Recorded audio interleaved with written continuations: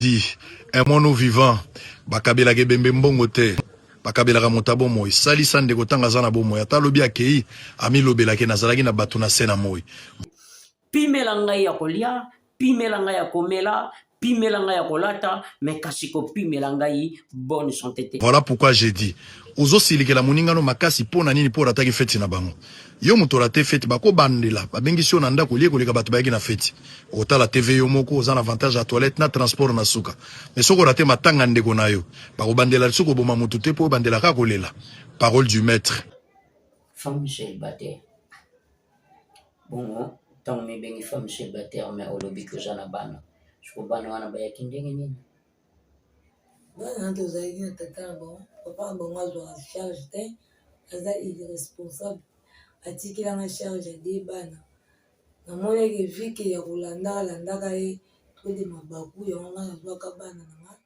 mpe makasi naluka mbongo nde nabokolaka bana na ngai nayebi komona ke bana oyo ya mibale de garçon nabokolaka wana bapara na bango bakufa nde bapara bango bakufa bana na bisika bazalaki babandaki konyokama namonaki vomi nazwa bana wana nabokola bango po bazaka bana lobiso nzambe atie loboko bakosunga nde nabokolaka moma mwa difficulté ezala makasi kuluna bakangai bakalaki nga babotolanga mbongo bazwanga na telefone bana wana kutu mpona suka ya klasi batangaki lisu te ovike mbongo nazalaki nango te pomwa mbongo wana nde yango nadebuyaka yango nalesaka bango namoni mo elamba nasombeli bango na redokolo nde nakutanaki na bakuluna moko ayaki na nsima na ngai akangi nga kati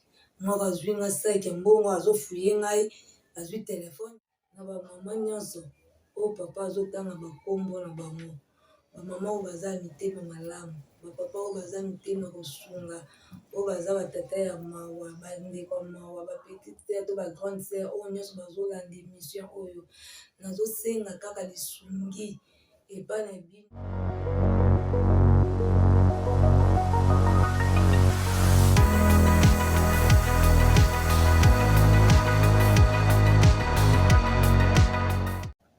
Voilà, chers téléspectateurs, le fidèle de cette émission, La Charité, le fidèle de cette chaîne, Mireille W Télévision. Comme vous le savez,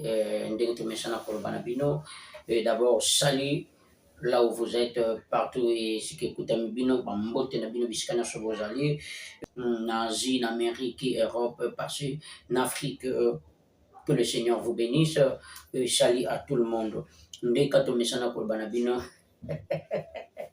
Ce qui est souhaité, toko kanate, toko benganate, toko solo la tepe, toko monanate. Mais ce qui toujours monana, toujours solo la, toujours yokana, toujours bengana, c'est par la grâce divine que le Seigneur nous accorde cette grâce, que nous puissions être en vie, que nous puissions être toujours en bonne santé. Et le Seigneur, le fait que le Seigneur nous a permis, nous devons lui rendre grâce dans cette émission, la charité, qui veut dire l'amour. Et autrement dit, l'hospitalité, savoir partager avec le paix que tu as avec tes frères et tes sœurs. Ndenge kato mesana kolbana bino, soki bomoni biso, toujours s'annonce quelque chose de très important, c'est que nous avons quelque chose à vous prodiguer, quelque chose à vous parler, quelque chose à vous montrer. Donc, boyebi kandenge zalaka quoi. Nous avons makambo ya kotalisa na bino et puis émission autour bakango à chaque fois et ya pona bino pe et ya pona biso. Yango to mesana kolbana bino s'abonner, partager cette émission où ça sera quelque chose de malade. Nous allons pour ça vraiment qui va like na bino mata. Nous allons pour ça pour partager les émissions. Nous allons pour ça tout le monde qui va abonner bazo comme mata lokola. Veut dire yabikaka. Voilà, toujours avant de débuter cette émission, nous voulons débuter par saluer quelqu'un qui est très important. Bayo bazalaka pour nous soutenir biso. Togo Ozangate Yako Pesabango ne fisque pas salutation sans oublier le commandant suprême, une dame, une forte femme, une femme qu'il faut à la place de la femme. Il s'appelle Mama Mireille Ouadoumoka. Moi, c'est Makasi. mwasi atelema mwasi abundaka bitumbelo ngo na mibali mwasi azalaka wana mpona kotelema kobature foyer na ye mwasi azalaka wana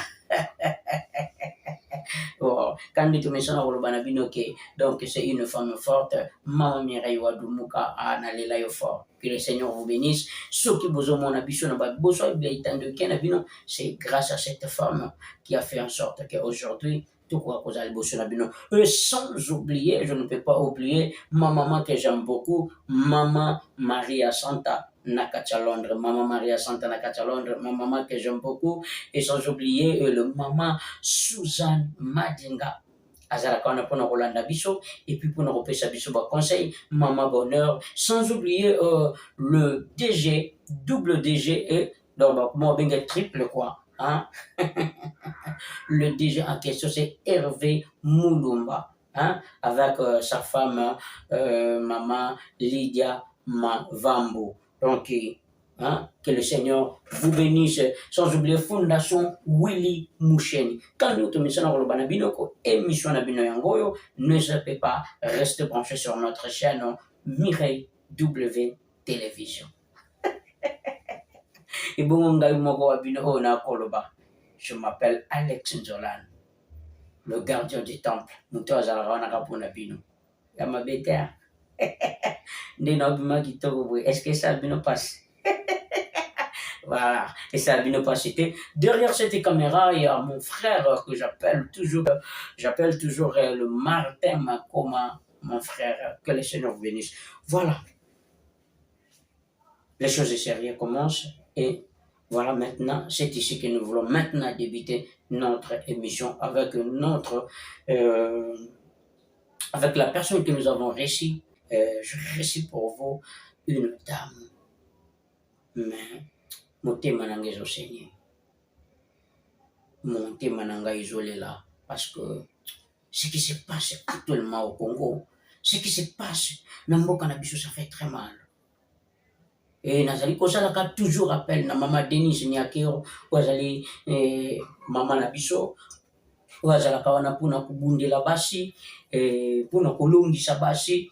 En tout cas, maman, kota makamboyo, talape chaîne na biso, talape mission au chamaboko, pourquoi pas ba konjamboka et pourquoi pas ba diaspora na biso bato bazali banda bato ba misana kolanda biso, que le Seigneur vous bénisse. Voilà. Na lingi avant que to banda ko lakisa na bino ndeko, mais na lingi bino moko bo découvrir pe nini otuni to beta na ndeko na lisolo na mokolo bino bozali kolanda biso na bite ernini bino bokolanda émission oyo, mais na ngongo bino bozali kolanda. Ça fait très mal. Mais avant que nous fassions le commentaire, j'aimerais que le caméraman a d'abord namupa na zanaye, batuba monaye, et bakoye batina nini, mama bengi biso pe tina nini, mama au lieu que biso tolanda mama, mais mama ndalandi biso tiesi katoza. À telle distance, c'était mandimikoya. Ça fait très mal. Alors to fongola nganaye, bubana déjà comment naye.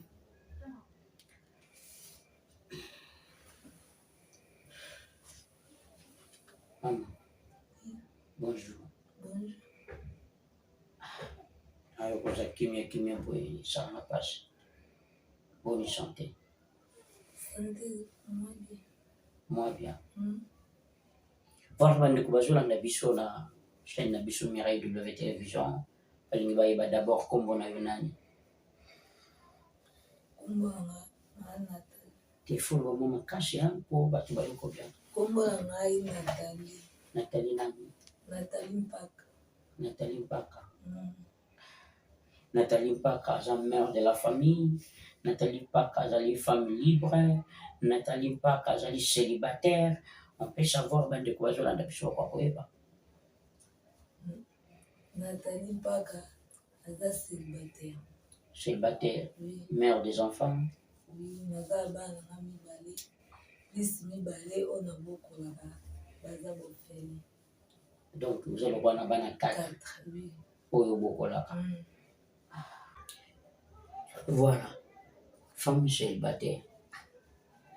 Bon, tant mais bien femme célibataire mais au lobby que j'en a bana. Je crois bana wana ba yakindenge nini. Bana tozalaki na tata na bango, papa na bango azwaka charge te, aza irresponsable, atikilanga charge ade bana namonaki vike ya kolandaka ye tode mabaku yango nga nazwaka bana nanga nabokolaka tema nzambe apesanga mpe makasi na luka ya mbongo nde nabokolaka bana na ngai nayebi komona ke bana oyo ya mibale de garçon nabokolaka wana bapara na bango bakufa nde bapara bango bakufa bana na bisika bazalaki babandaki konyokama namonaki vomi nazwa bana wana nabokola bango po bazaka bana lo biso nzambe atie loboko bakosunga nde nabokolaka bana wana mais pour le moment mwa difficulté ezala makasi mpona kobokola bana wana nde nabandaki koteka natekaka lisusu te nde bakulu na bakanga ye bakalaki nga babotolanga mbongo bazwanga na telefone bana wana kutu mpona suka ya klasi batangaki lisusu te povike mbongo nazalaki nango te po mwa mbongo wana nde yango nadebuyaka yango nalesaka bango namoni mo elamba nasombeli bango na miniti oyo naosala eloko te. Voilà, chers amis téléspectateurs, le fil de cette émission, la charité, autrement dit, Bolingo. Voilà. Nalinga coup déjà nalande kotula non maman, je crois que sur Jackie pour la koyeba kendenga le biazana bana 4 et puis amical de clair sur biso et puis tunga to kota mais déjà malgré que yesi a anticipé biso na 4 ya lisolo na e voilà. Et bandaki ndenge nini donc ucho expliquer biso to ucho loba awa e bandaki ndenge nini bakuluna bakoma na niveau ya kokanga yo qu'est-ce qui s'est passé obimaki ezalaki na position nini na moyen nini oyo okutanaki na bakuluna mais quand mpe koexplike téléspectateur bazali kolanda biso en ce moment bameka koyeba qu'est-ce qui s'est passé au juste pour que okoma na niveau wana parce que bato baotala biso esengeli bayeba biti na yo obengelaki biso mpo olandi biso awa toka kosala yo émission na ndenge tozali kosala yo émission boye qu'est-ce qui s'est passé alors penza ba fidèle téléspectateur na biso koyeba nabimaka 3h40 ou bien 4h kosala mosani naenda oteka na zida to na zida nateka baaubergine nasomba basaki ya baaubergine to basaki ya solo osombi na kati ya badepo oteki kaka wana epoteki manevre ozwi mwa baoya mike oyo eleka likolo bana bazwi ete ya kolia les jours yango nabimaka 4h okola ke mwa mvula bandaki kobeta nde na bandaki kotraverse mpo nakende kozwa transport nakende zida ntina prince na biso ke na Kimbanseke moto ayebi Kimbanseke na redokolo nde nakutanaki na bakuluna moko ayaki na nsima na ngai akangi nga kachi moko azwi nga saki ya mbongo azofuye ngai azwi telefone azwi mbongo ke nzambe bon nzambe oyo tobondelaka lea bazwi bamonaki deja aire ezopusana nde batikaki nga nabeleli moyibi moye mpe moto baya eza te azalaki na machete nde alandaki nga natraversaki ti prince depuis wana vraiment ti lelo nanu nabandi koluka te mpo oyo nazalaki nango yango wana yangoki namonaki ke na suki namonaki na kokende wapi nde nalukaki baprince naluki papa brodi alekisa nga na émission nakoka ata kosenga lisungi mpo nazwa lisusu moye ya kovivre. Ça fait très mal. Chers amis téléspectateurs, le fil de cette émission Mirail W Télévision, ça fait très mal. Comme Bozali Koyoka, Bozali Kosala Pache. Vraiment, ça fait très mal. Je ne sais pas phénomène kolona ebimela wapi euta wapi o lelo ezali kotungisa mabota ebele o lelo bato ebele bazali kolela bato ebele bazali kosouffrir compte tenu ya ba violence ya kobotolaka bato ya kosalaka bato mabe koboma lelo soki otali na ville ya Kinshasa plus de morts ekomi mingi bakuluna soki bakutani na yo okorate te il faut babotola basala soki ndenge nini et ça fait très mal et aujourd'hui lelo bamabota ebele ekomi kotikala paralysé bamabota ebele lelo bapapa bakufi bamama bakufi compte tenu ya bakuluna okomona so bakutani na yo insistance bango babambi yo lycée te place babamba yo bazokipe te bazoyeba te kokomema mutu na kufa omoni lobi mutu asala hémorragie mpe mutu wana akufi tozomona yango mingi na baquartier. Alors ça fait très mal. Tozosengaka toujours ka na gouvernement congolais na papa na biso Fatou Bete ministre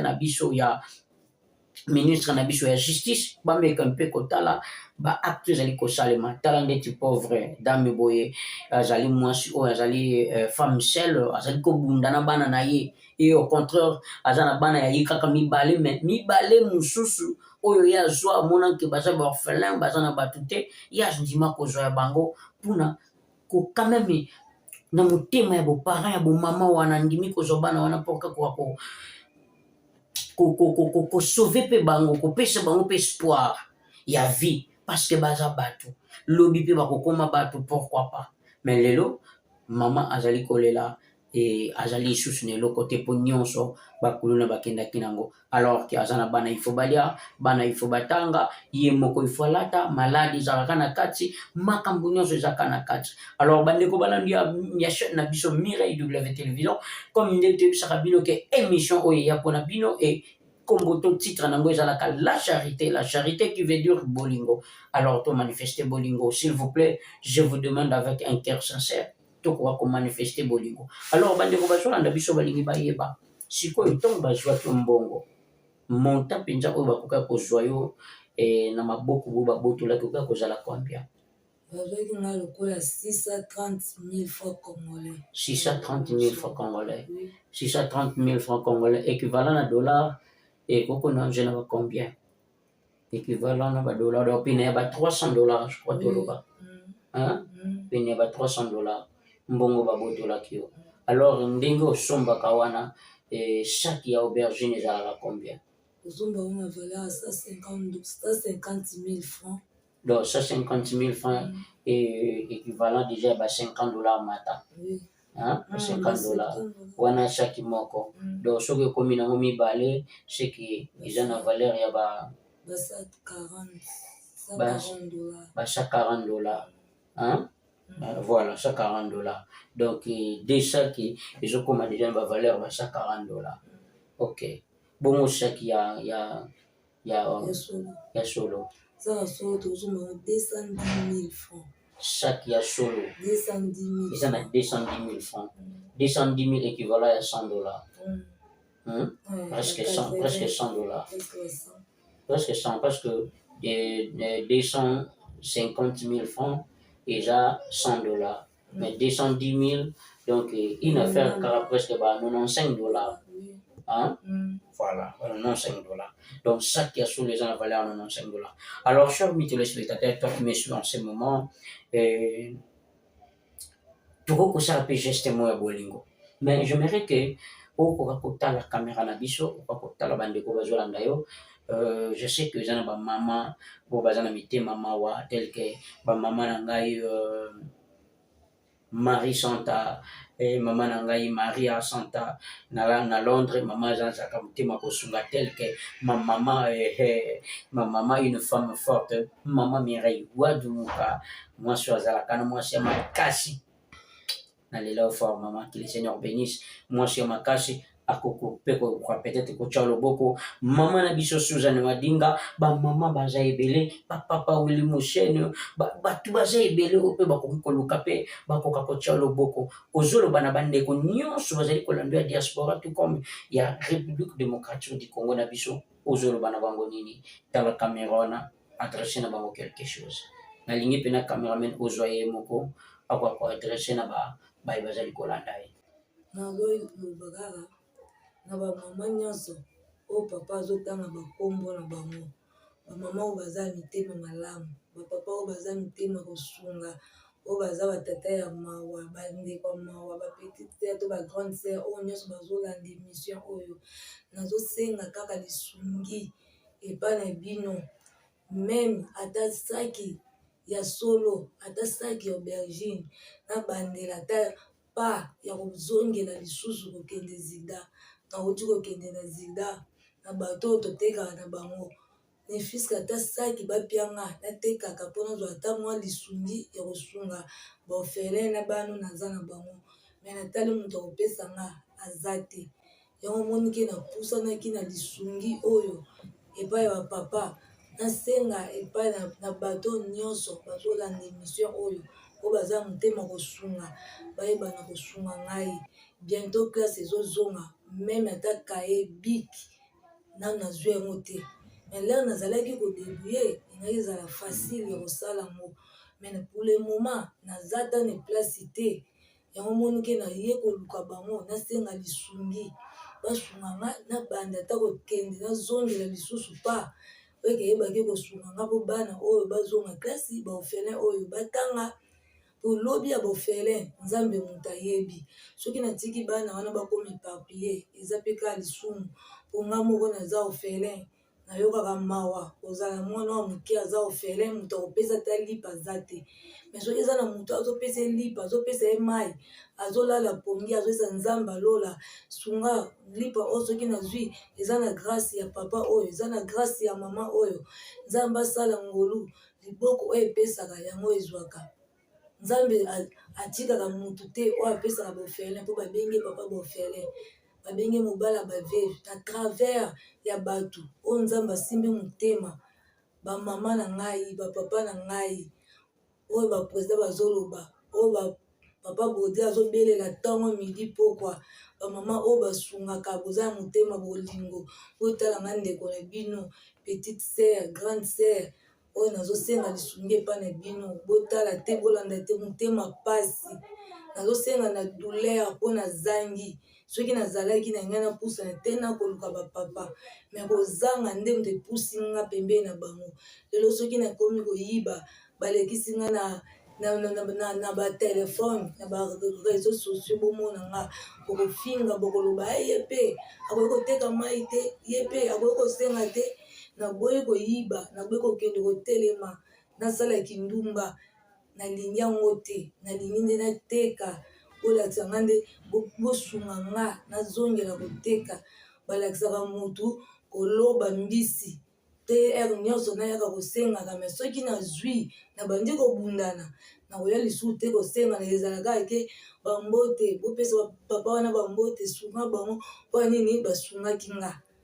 Yango vraiment napusani pembeni na bino vraiment nazosenga bosunga nga meme ata na saki pamba ya solo meme ata na saki ya pamba aubergine nazongela lisusu koteka batata na nga bamama na nga bandeko na ngai oyo nyonso azolanda ngai na nzela ya émission oyo naza na posa vraiment nasungama oyo nyonso kolanda nga akangela nga motema te bosunga ngai vraiment naza na moto oyo nakobetela porte te napusani kaka epai na bino na nzela ya bapapa na ngai na émission oyo nayebi ke bamama na ngai nyonso oyo abelelaka butu moi oyo baza na Londres baza na États-Unis botika ngai te vraiment naza ndeko na bino ya mwasi botika ngai te bosunga ngai. Voilà, chers amis téléspectateurs, petit à petit, nous sommes arrivés à Suka pour clore na émission na biso quand ndenge tomisana koloba na bino. Je salue Maître Titi Ntsumbu. Maître Titi Ntsumbu. Que le Seigneur vous bénisse. Papa, nayebi ke ozalaka moto ya motema ya mawa mpe ya bolingo. Talaka ya ndeko ya mwasi oyo azali kolela pasi. Kosala mpe malamu mingi. Nazali kosenga na bino toujours bandeko balandi ya émission na biso Mireille W Télévision, bandeko balandi plutôt ya chaîne na biso Mireille W Télévision. Nazali kosenga na bino toujours bokomeka kotala kaya mama bomeka kotala tikana bisa bino loko moko chose important ndenge toya awa toyaka te po tosala baaventure mais toyaka tant toujours baki tozomemela bino bandeko na biso oyo baza na difficulté effectivement tala boye botika Congo mwa kala nayebi te na baemisusu babetaka quand même mo bato bakokoyeba badifficulté oyo bandeko na bango bazali kotraverse nango et la manière dont bandeko na bino bazali kobika awa c'est désolant, c'est souffrant baebeli bazali kosouffrir yango nalobaka pimela ngai nyonso kasi kopimela ngai bonne santé te kopimela ngai nyonso mais kopimela ngai bonne santé te parce que yango naza nango besoin. Ndenge na bandeka koloba mama yeyo ase présenter liboso na bino atalisi bino badifficulté mpe baproblème aza nango alors que tozali kosenga na bino bozali na mitema ya mawa, mitema ya bolingo. Mama na ngai Eunice na États-Unis, mama na ngai Tété na kati ya États-Unis aussi, une servante de l'Éternel. Maman Tété na États-Unis, une servante de l'Éternel. Talaka ya ndeko mama oyo azali pe na pasi. Mama na ngai ma bonheur mama bomengo, mama na ngai nazali kolela toujours epa na bino botalaka ya ndeko azosenga ne fils que chaque moko ya aubergine to chaque moko ya solo. Alors chaque moko ya aubergine eza combien? C'est $50 et 130 000, c'est combien? C'est 120 000 francs. Donc une affaire il y a $50 et chaque moko ya solo ils ont une affaire il y a 230 000 francs. Alors que bandeko na ngai soki tolobi tosala ke oyo atie moi 20 oyo atie moi 30 oyo atie moi 50 oyo atie moi 100 tokoza pe na facilité ya kozongisa mama na mosala na ye elobi nzambe akozanga te kopambola biso. Tolingaka mingi tosala misala malamu, loboko epesaka ekawukaka te. Les gens qui me suivent en ce moment, je voudrais que vous savez nzambe alinga bato bazala na motema compatissant, parce que d'abord notre Dieu lui-même il est compatissant. Azamuto azalaka lent à la colère et riche en bonté. Nzambe na biso atonda na mawape na bolingo. Muntu moko takobeta tola kolobaki oyo azoka zo amona makasi na ye. Oui, osalaka po kenda kotokaka onyokomaka. Oui, mais parce que le Seigneur te donne la force. Parce que le Seigneur te prête la souffle de vie. Et ni t'étais ça, parce qu'il y a plusieurs personnes, bazaki na bambongo na ba millions, en ce moment que nous sommes en train de parler, na ba effort bazalaki nango bazali lisusu na bomoi te. Mais peut-être nzambe opesa ba effort wana e motoki na yo wana soki ozali mpe kopartage yango na moto, laisse-moi vous dire que le Seigneur akozala wana mpona kopambola yo. Yango na mesana koloba na bino toujours sem. Bible ezali koloba kotala te bisika mopepe ezali kouta yo lona, parce que soki ozali kotala ndenge mopepe ezali koutela okwa kolona te. Ça veut dire chose obandi kotala kake ndenge nakenda kotoka nga moko mpona libota na nga nazobunda mpona famille na nga naobunda mpona boye nango nayebisaka biso makila na mai ezali kotambola na nzoto de même ezali kotambola ndeko ya mwasi. Peut-être yo po botama na ndeko mwasi ka lokola ye, peut-être oza pe na ndeko ya mobali yo pe ndeko ya mobali wana peut-être mwasi oza na ye na ndako azaka mwasi lokola ye. Donc talaka moninga na yo moto aza na nzoto ya makila na mai lokola ye aye kolelepa na bino. S'il vous plaît, je vous en prie. Pasteur Jacques na kati ya France, mon pasteur talapeka ya ndeko na biso mwasi, mama na ngai Christian Tandu na kati ya États-Unis talapeka oyo, mama Fifi na États-Unis talapeka oyo, ba mama nyonso na ba toujours ke na kutu mwana ya ba mama mais na ka mwana ba mama te na pe mwana ya ba papa. Voilà mes chers amis, ndenge tomesana koloba na bino, voilà nous sommes vraiment arrivés à la fin de cette émission. Avant que tokoka kokabwana na mama, je sais pas nayebi ke okufite ozana na bomo et puis ndenge na lobaka boye bandeko baolanda biso soki basali geste okomona ngai nakoya nakobenga yo na misu ya bato nyonso, tokozwa pe kamera totie tokoyebisa yo mpe ke mama kingandi apesaki autant, papa kingandi apesaki autant, tokozwa mbongo wana toremetre na maboko na yo. Alors soki omoni biso tobengi yo te, seke yebaki bandeko bazali kotala biso bajour te, seke bapesi te. Ata soki bapesaki $10, ata soki bapesaki $20, ata soki bakopesa combien, yebaki ekokomela yo na nzoto, ekokomela yo okomona yango. Yango nazali koloba toujours que numéro na biso ezali devant vos postes téléviseurs, benga biso 24 heures sur 24 heures. Nous sommes sur WhatsApp, soko bengi biso okomeli biso et ozala le bienvenu. Et ba numéro na biso wana pe ozali komona ezali na Orange Money, soki peut-être ozana na soki Airtel Man, tozana numéro Airtel Man en privé, benga biso tokopesa yo pe numéro na biso Airtel Man okoka kotiela ndeko na yo quelque chose okakoka kosunga pe borfelin oyo azali kobokola ainsi que bana na ye moko pe mibale aza na charge. Alors soutenons notre sœur et ça sera quelque chose de bien. Voilà. Un dernier mot et pour que tu pour en finir on a yo nini ozali koyebisa bandeko mpona kosukisa.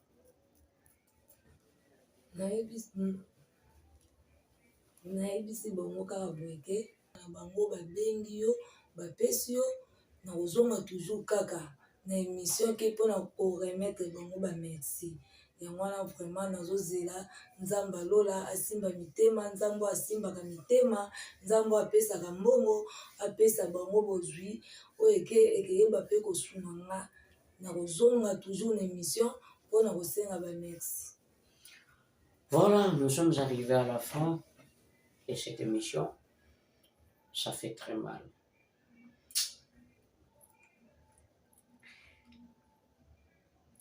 Nzambe piangata mbongo. Piangata mbongo nzambe ngamona kwa kotala bakaya boye. Ngamo pe na sali yango. Pourquoi pas Seigneur? Donne-moi aussi de l'argent. J'ai besoin aussi que mes appels parmi partenaires ya bato bakanda ko soutenir bato bazali koleka na chaîne na biso Mireille W Télévision. Mais nous avons une mère, Maman Mireille Wadomoka.